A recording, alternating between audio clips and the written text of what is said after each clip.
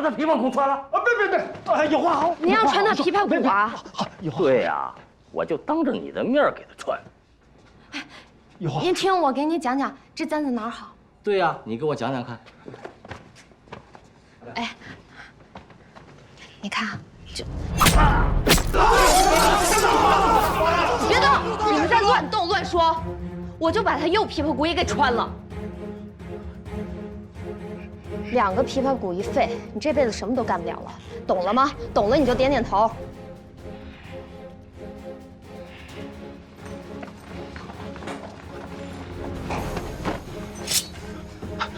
哎呦我的天，那是我的刀啊！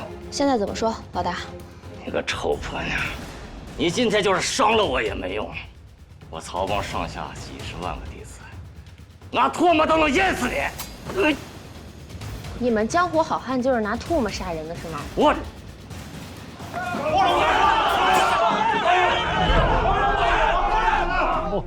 桂老大，桂老大，兄弟们，哎，我闺女思妇心切，我们做错了。这个事儿，我回去以后多找几个老前辈，当着面把这话叫开了。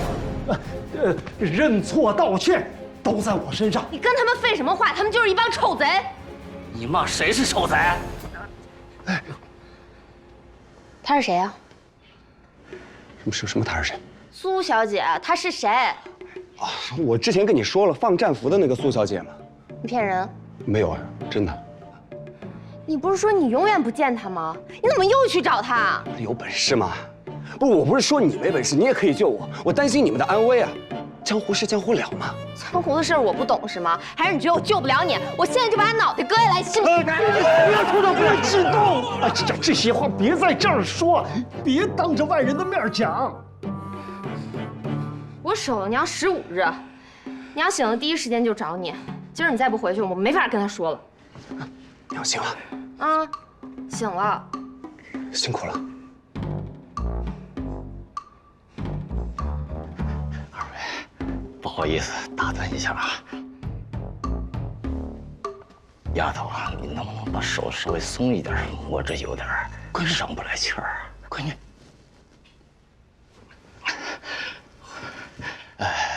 要不这样，你们回去吧，回去接着吵啊，咱们这篇就算结过了。结过了，行吗？不行吧？你为什么要绑他？女英雄，不要欺人太甚啊！老大，桂老大，贵客来拜。什么贵不贵客啊？哪儿又来什么贵客呀？这就是你带来的贵客？哟，你们可真热闹，演大戏呢！让开！让开！让开！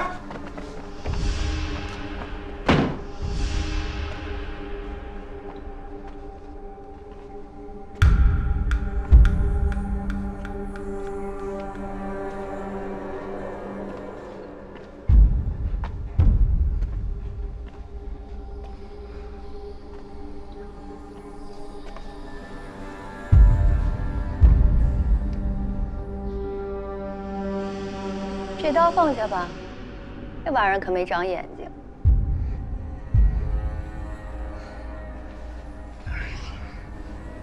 你个死丫头片子！爷这仇今天是跟你结定了。火气这么大呀？谈不了了是吗？谈个屁！奇耻大辱！谈不拢就不谈了，杀了他，我跟副帮主谈。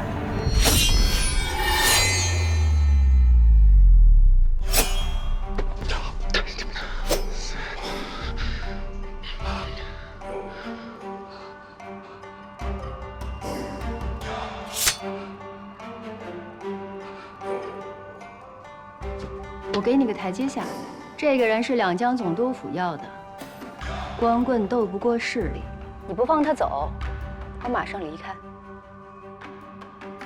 打开看看。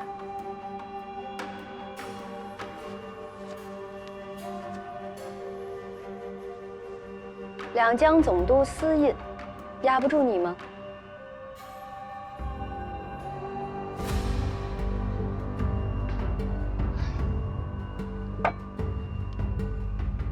民不和官斗，我是瞎了眼了。吴先生，得罪了。四爷，得罪了，得罪了。魏老大，得罪了。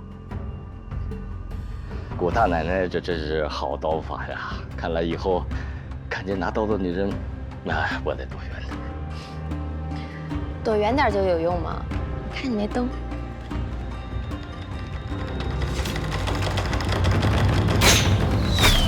嚯，好准头！爹，您怎么样了？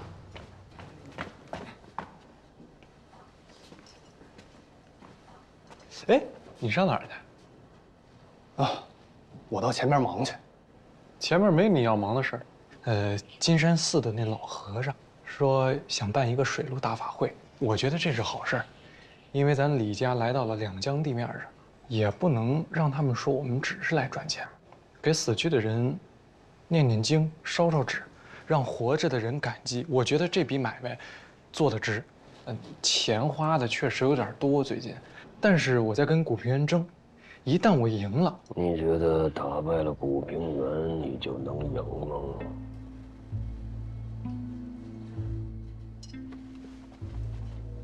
爹，孩儿要是做错了，您就跟我直接说。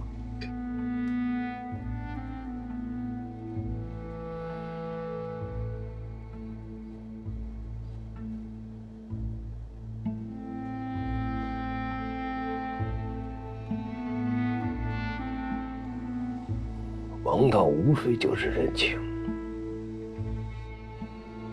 古平原范思言，两江总督能不知道吗？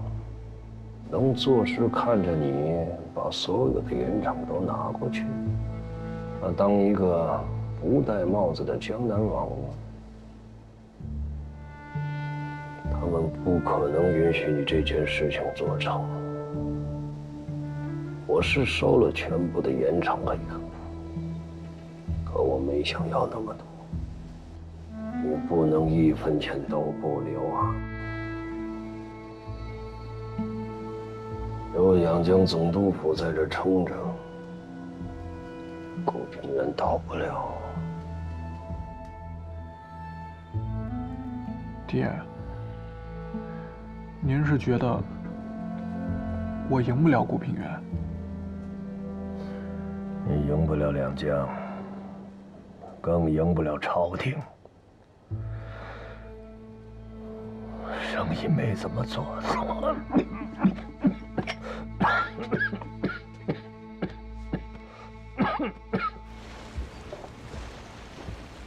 你刚才真的吓坏我了。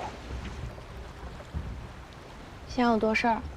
没有，不是说了吗？担心你的安危。我还担心你的安危呢。我媳妇儿英姿飒爽，雷霆刀法，盖世无双。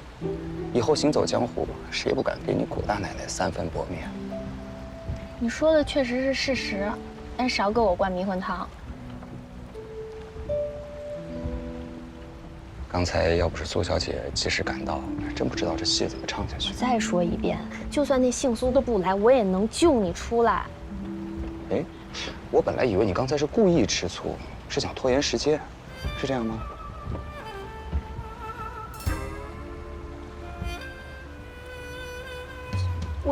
我就是故意吃醋呀！你以为我会真的吃他的醋呀？还是你以为人家会看上你啊？没有，我怕你看不上我。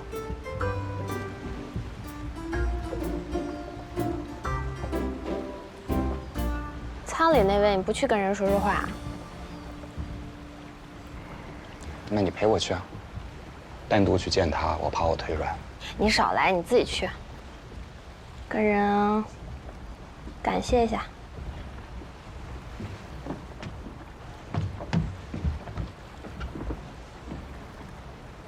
苏小姐，我方便进来吗？请吧。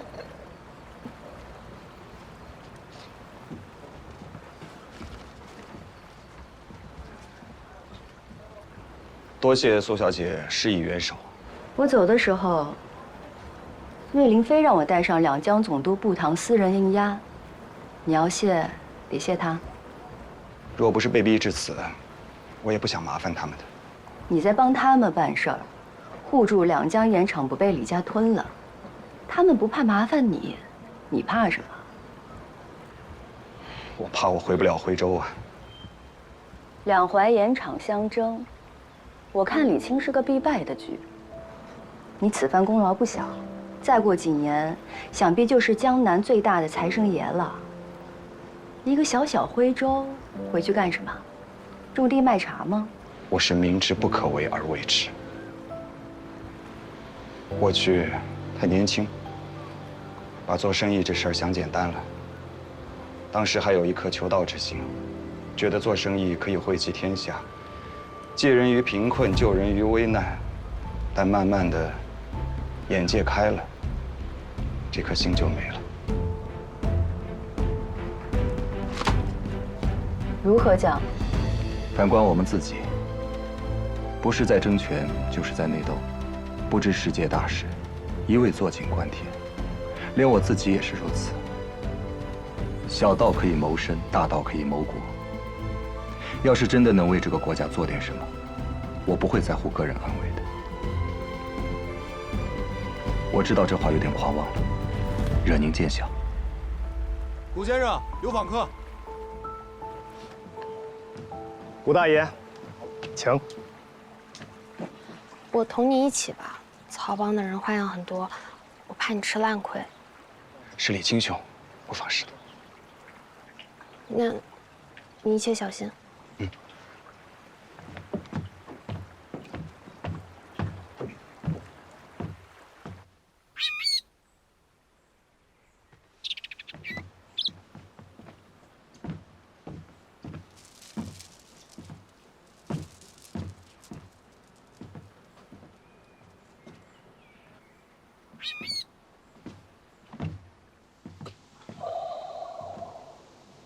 我从病中刚醒，身子弱，我就不起来了。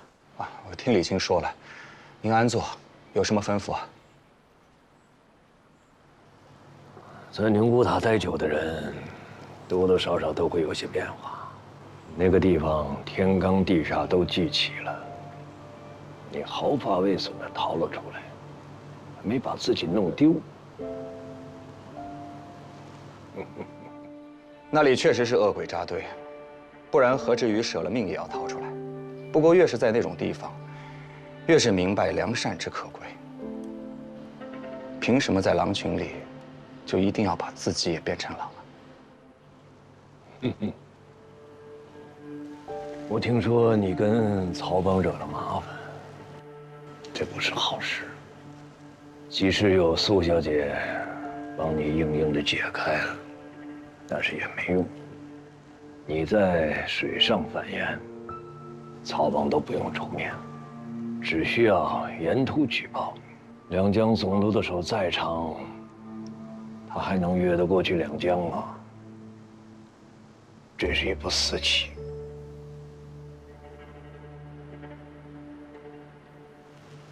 我经商多年，有些话你也是要该听一听。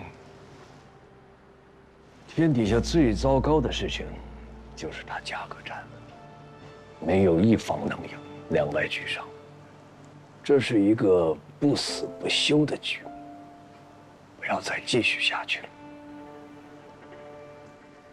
这样吧，曹帮欠我一个情分，我出面帮你把恩怨了了。你退出战局，两江总督那儿，我去帮你说。照理说您是前辈，不该驳您，但这件事儿确实答应不了，请见谅。你不明白啊，你就是两江衙门的一个棋子。他们真的会关心两淮的民生吗？一旦危局过去，你就是那个弃子。我也实话告诉你，瑞林在两江地面上一直在耍手段，他要到军机处当首辅。两江就是他的一个跳板，你就是那个跳板上的木楔子。我知道，你不知道，只要有人给衙门投一个折子，说你以官家的身份贩卖私盐，那朝廷立马差人就把你锁了，我看到时候谁来帮你？你犯的私盐量太大，没人敢担的。往重里说，连坐3代；轻里说，还会把你送回宁国塔。你有多大本事，还能从那儿跑出来几回？你的麻烦我帮你解决，你呀，带着老娘回老家安居。啊。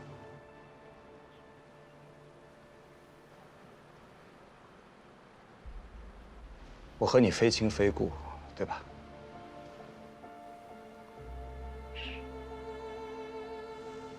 对。在山西的时候，我坏过你的事儿；在京师，我大闹您的万茶大会；在上海，我坏了您卖茶的规矩；如今在两淮，我们又是竞价关系。我知道我自己是枚棋子，我也知道你动动小指头就能把我捏成灰。你要是想害我，我不知道死多少次了。但你为什么没有那么做呢？你别跟我说什么赏识、信任，我不信。你到底想要什么？误伤其类，我不想毁了你。你跟我是一类人，比起李沁，你更像我。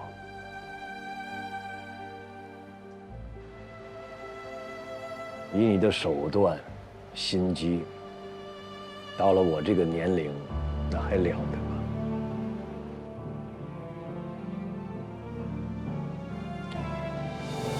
我把话挑明了说，你的麻烦，我一力承担。带上你的弟弟、老娘、媳妇回安贵老家。你不是喜欢种茶吗？种。喜欢读书，读，过你想要的生活。等我死了之后，你再出山，这个天下都是你的。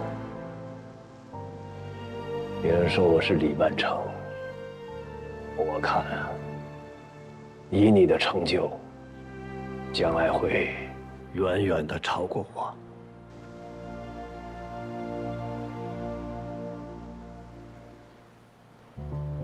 广发，老爷，给曹帮的信发出去了吗？发出去了。那几个老头子说，不知道古先生亲贵身份，要亲自上门赔罪。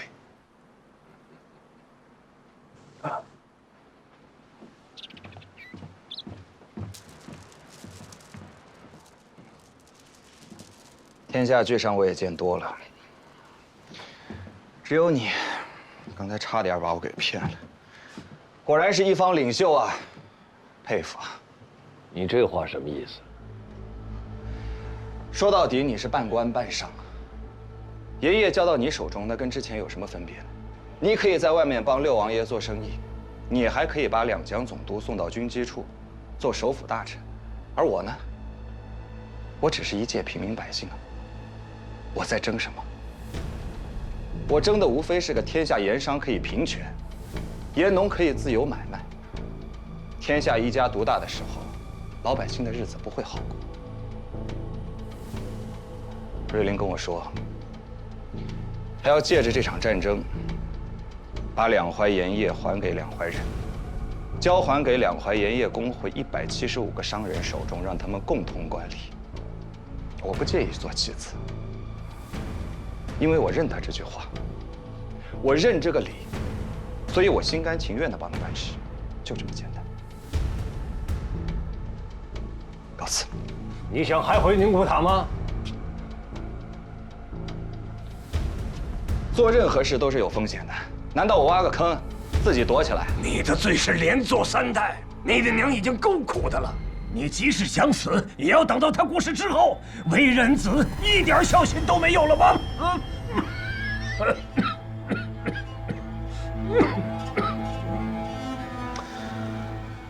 我话已至此，听不听由你。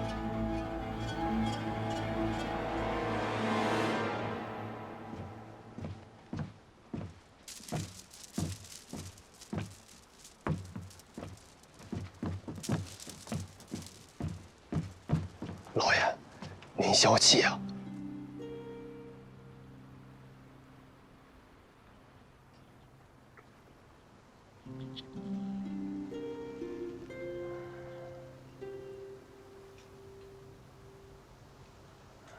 给曹刚写封信，就说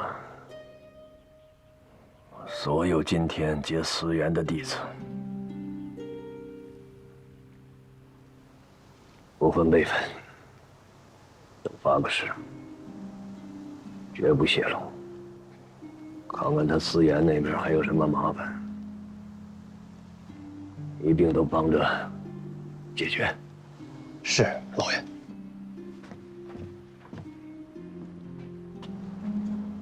那少爷那边，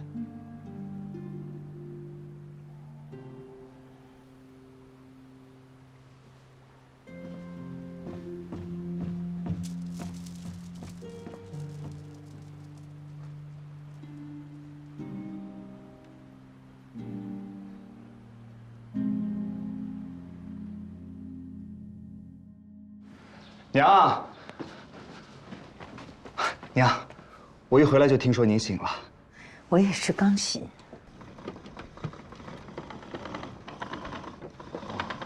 这纺车从哪儿来的？我让玉儿帮我寻的。大概是太久不干活了，显出毛病来了。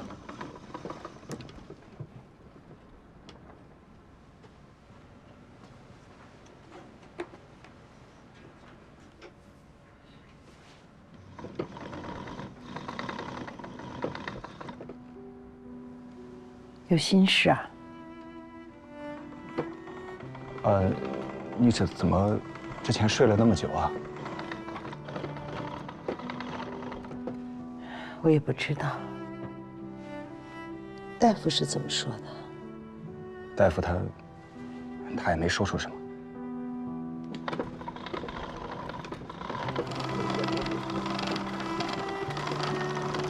哥，那李家公子找你。好，我知道了。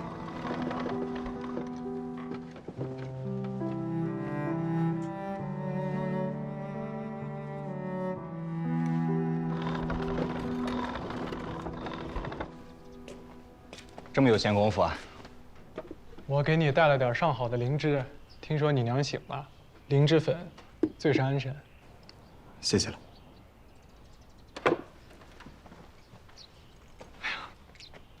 你就给我开个价，咱俩别这么斗下去了。我不想和你做敌人。我可不是你的敌人。咱俩现在都是过河的卒子，怎么退？往哪里退？那斗到什么时候是个头呢？两江总督府不可能把两淮的盐场全部交给你们李家。你现在不是在和我斗，是在和整个官府斗。往大了说，你是在跟整个朝廷斗。你赢得了吗？如果我能赢，起码两淮的盐业我说了算。咱俩现在这么烧钱烧下去，没有任何意义啊！你就让我一口吃下去，不行吗？你太贪婪了。贪婪有什么错？咱们是商人呀。那有些道理，我小时候读书的时候我就明白。这些话我也懒得跟你磨叽。来，写上你要捐多少钱。我要在金山寺助捐一个水陆大法会，给江南7省的亡灵祈福。掏钱吧你。怎么脾气还越来越大了？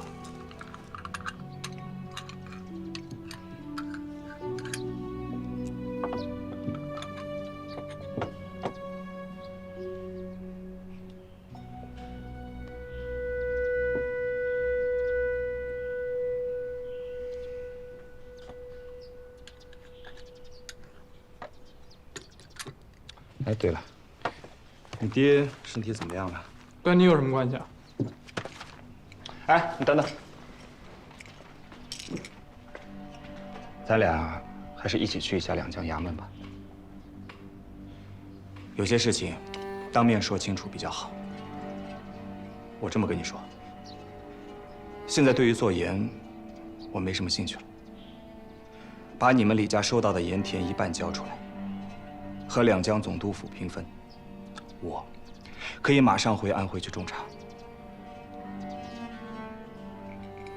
我把家里能挣钱的铺子关了一半，把能得罪的人都得罪了，我再把盐业交出去一半。你觉得我好笑吗？你是跟我开玩笑呢，还要看我笑话呀？李青，我不是你敌人。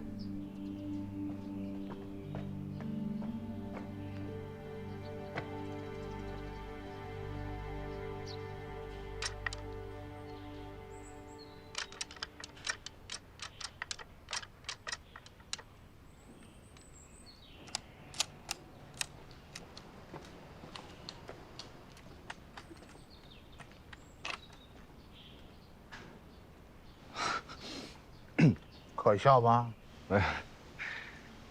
学生我以前在山西也干过当铺，依我看，那些老朝奉的一手算盘功夫，也不如大人你如此经手啊。哎呦，他们一天才算多少账？我现在是管着2个省老百姓的肚子呀，当官的口袋不算不行啊。大人，这印信完璧归还，多谢大人相救之恩。我就是不救，他们也不能说什么。我就是想让那个姓李的小子知道，在这两江地面上搞事儿，是不是应该先问问我呀？给大人告罪。私盐的事儿就停了吧。要是传出去，让人知道两江总督府的人和贩私盐的有关系，那岂不成了天大的笑话？笑话！要是传出去，让人知道了，两江最大的盐业从我手里丢了，那才是天大的笑话。你不用担心，下一回我用官船帮你运啊！不用，大人，价格战咱们就别再打下去了。虽然说对官府没什么伤害，但是李家为此也卖了一半挣钱的铺子了，似乎是时候可以说服他了。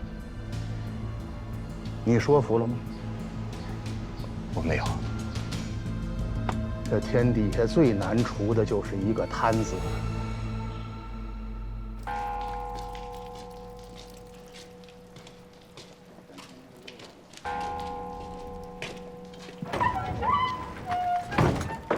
台院里面请。有劳师傅了。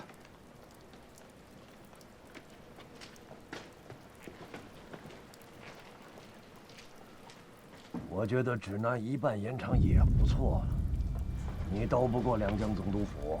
爹，咱卖了那么多铺子，投了那么多银子，到这个时候您劝我放手啊？行了，在菩萨面前不要说那些带有铜臭气的话。爹，菩萨没有十方供养，他也成不了菩萨。您刚才说那话，我实在不明白什么意思。您要真怕了，我听您的，我现在就上两江总督府，我上那儿磕头认错去。但是我不懂您为什么这么怕呀？您到底怕什么？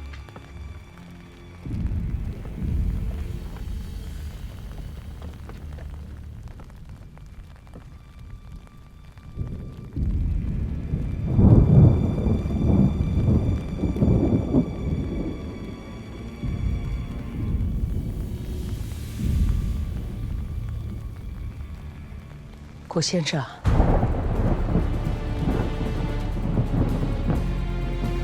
你好吗？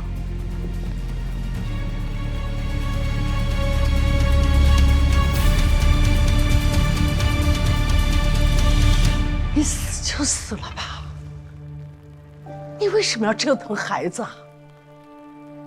你就算是回来，你杀了我，你也没有必要祸害他。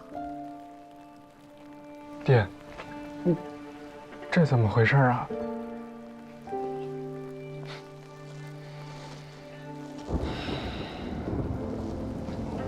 哪有不还的债呀？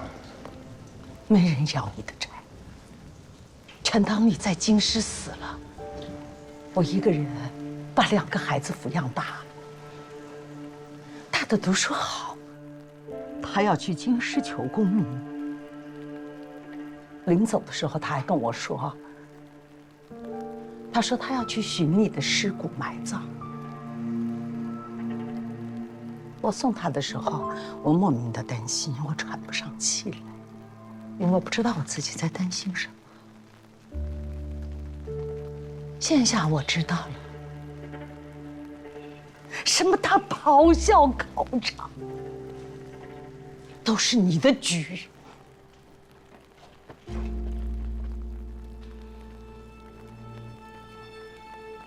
娘，他是好好看一眼，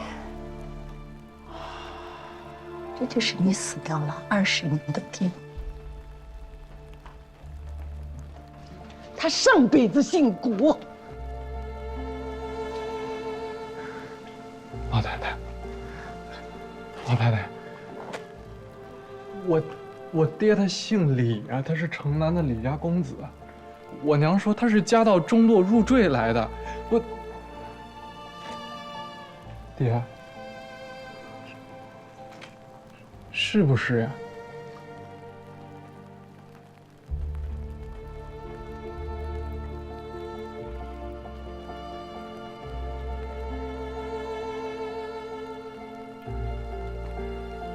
所以说，当年在客场上害我的人是你。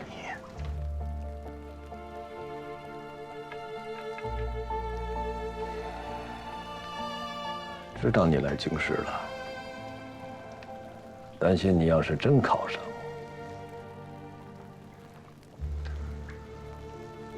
这出戏就唱不下去了。我换了个身份，要再世投胎做人，血肉分离是人家的要求。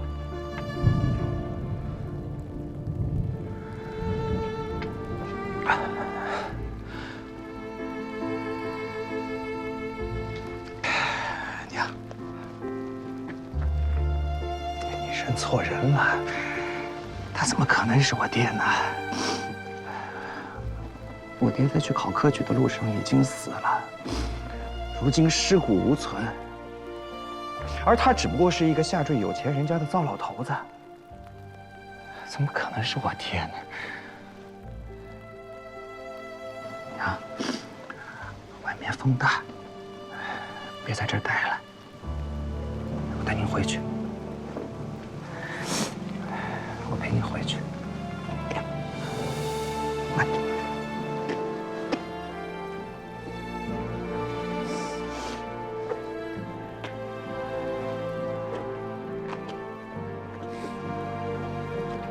娘，稳住步子，不怕，有二子在，二子陪着你。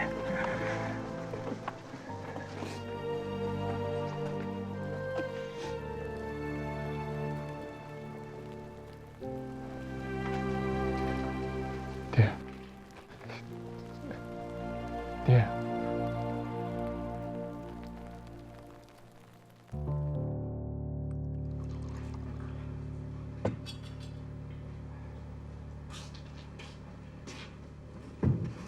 娘啊，喝口茶吧。你要相信我说的。我也相信你，但那不是真的。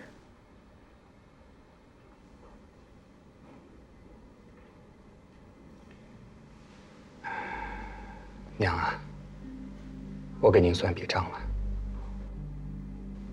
人生不过70年，10年懵懂，10年老弱，这就剩50了。天黑睡觉，真正清醒的时候，最多25年。要再遇上个病啊灾啊，东奔西跑，伤心若狂，真正留给我们开心的日子还有多久啊？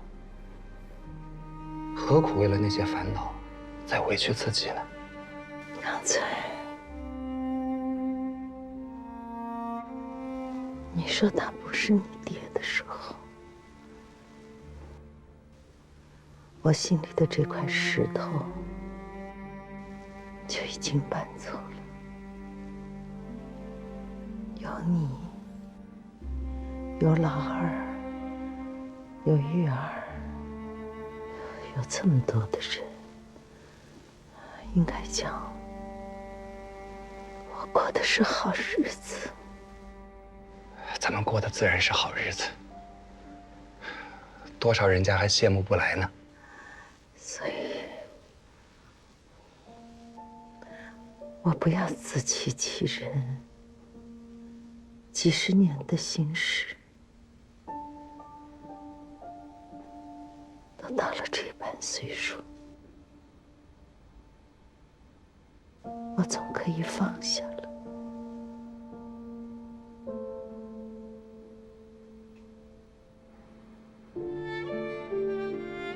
去看看吧，跟他讲，我放下了，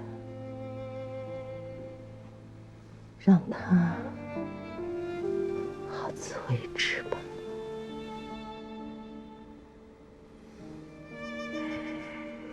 对了，您就应该这么想。没事，没事。月儿，你照顾娘吃点东西，我去看看，看看他们走了没。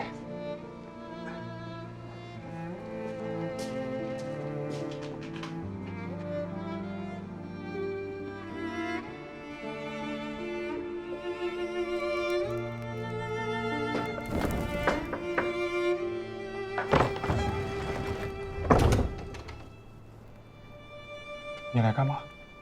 你爹呢？你快走，我们不认识你。让他进来吧。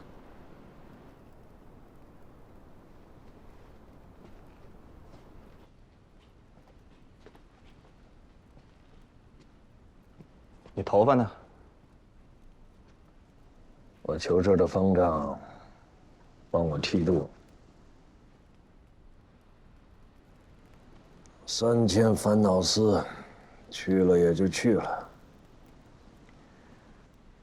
余生在这吃斋念佛，忏悔罪过。连你这个儿子也不要了。我这一生过去了。是啊，都过去了。后半生留在这儿，吃斋念佛，反正有菩萨保佑。不管之前做了多少造孽的事儿，都不会遭报应。你这笔账算得挺好啊。郭平原，你是来这看笑话的？你以为我想来啊？我娘让我来带句话。这件事儿，她已经放下了。她希望你可以好好活，自己放过自己。你别在这卖弄口舌，这儿还轮不到你说话。我还有一句，就算这满天神佛都可以原谅你，你原谅得了你自己吗？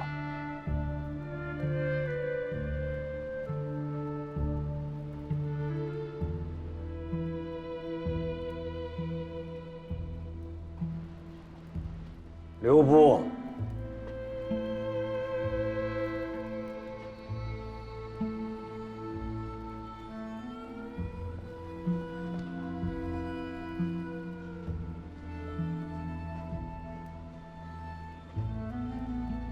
你不知道我经历了什么，兵荒马乱，没进考场就被抢得干干净净，病倒在荒野之外，染上10亿，觉得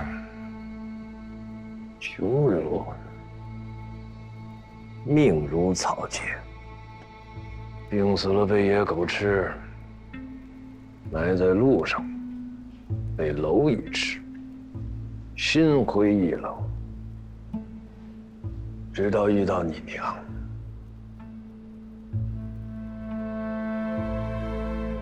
李家小姐那时还没出嫁，家务难定，偌大的生意在她自己手里。我跟她做了生平第1次生意，改名换姓，抛妻弃子，像个生来就有钱的人一样，再活一世。我想你们也不会不动心啊。我把我的灵魂卖了，祖宗也卖了。儿子，你生而富贵，这些都是我给你的，是我拿自己还给你的。这天底下所有人都可以嘲笑我、咒骂我，但是你不能。我那时候就想，就算堕入地狱，永世不出，也不能穷下去。